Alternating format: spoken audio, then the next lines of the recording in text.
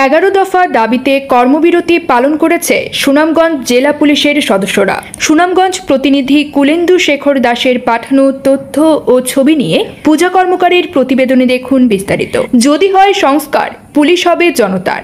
এই প্রতিপাদ্যকে সামনে রেখে 11 দফা দাবিতে কর্মবিরতি পালন করেছে সুনামগঞ্জ জেলায় কর্মরত সকল পুলিশ সদস্যরা। আজ বৃহস্পতিবার বিকাল 3:30টায় জেলা পুলিশের আয়োজনে পুলিশ লাইন্সে এই কর্মসূচি পালন করা হয়। এ সময় বক্তব্য রাখেন এএসআই হুমায়ুন, কনস্টেবল আলামিন, জিয়াউদ্দিন প্রমুখ। এ সময় বক্তারা বলেন, বাংলাদেশ পুলিশের ঊর্ধ্বতন কিছু অসাধু কর্মকর্তার কারণে আমরা আজ জাতির কাছে ভিলেনে পরিণত হয়েছি। ফলে আমরা কিন্তু নিরাপত্তাহীনতায় ভুগছি, যাদের কারণে আমাদের এই অবস্থা।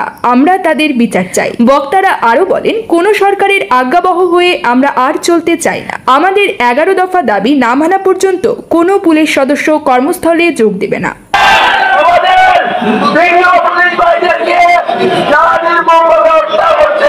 যাদের জন্য আমাদের পুলিশ ভাইরা এই চাটুকার উদ্বোধন অফিসার কিছু দালাল স্বৈরাচার সরকারের গোলাম, এই সব পুলিশের অফিসারের আমরা বিচার চাই। আপনাদেরকে আমাদের সাংবাদিক ভাইরা আপনাদেরকে অসংখ্য ধন্যবাদ। আপনারা আমাদের পাশে দাঁড়িয়েছেন, আমাদের পাশে সবসময় থাকবেন এই আশা করে আমার ভাইরা আমরা কর্মসূচি রাজারবাগ কেন্দ্রীয় কমিটি থেকে কর্মসূচি চলমানের জন্য বলা হয়েছে।